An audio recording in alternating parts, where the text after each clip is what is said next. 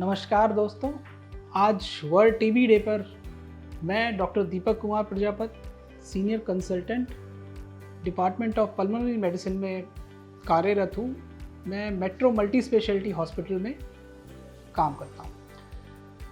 आज हम बात करेंगे टीबी के बारे में, क्योंकि जैसा कि हम सभी जानते हैं कि टीबी एक ऐसी बीमारी है जिसके केसेस पिछले अगर हम 50 सालों में देखें तो हर साल बढ़ते चले जा रहे हैं।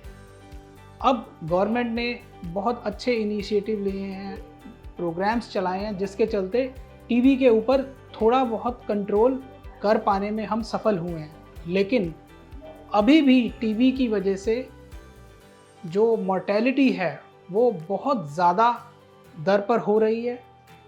ऐसा नहीं है कि टीबी को ठीक नहीं किया जा सकता या डायग्नोज नहीं किया जा सकता, लेकिन समस्या तब आती है जब हम अपने सिम्टम्स को इग्नोर करते हैं। तो आज हम बात करेंगे टीबी से रिलेटेड सिम्टम्स के बारे में, उनसे रिलेटेड इन्वेस्टिगेशंस के बारे में और कुछ ट्रीटमेंट रिलेटेड बातें जो कि ज़रूरी हैं आप सभी को जानना।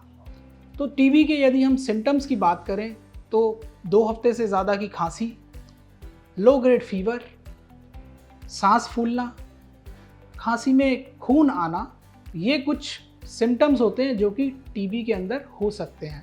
इनके अलावा कुछ पेशेंट्स में वज़न कम होना भी एक सिम्टम होता है, या इसके अलावा पेशेंट्स को नाइट स्वेट्स होते हैं, जिसके आधार पर ये इन्वेस्टिगेशंस के बाद प्रूव किया जाता है कि पेशेंट को टीबी है या नहीं है।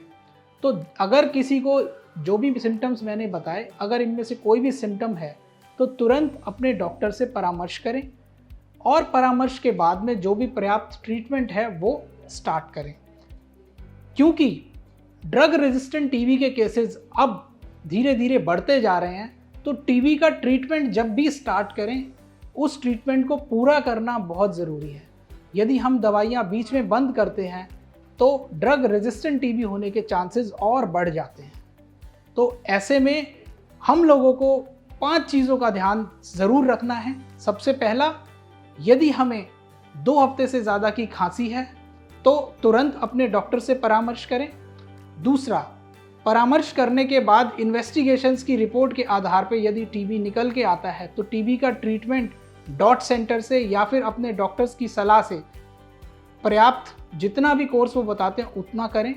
तीसरा, अपने डाइट का ध्यान सबसे ज़्यादा रखें, क्योंकि टीबी एक ऐसी बीमारी है जो कि माल न्यूट्रिशन की वजह से बहुत कॉमन है इंडिया में, तो अपनी डाइट को इम्प्रूव करना बहुत ज़रूरी है।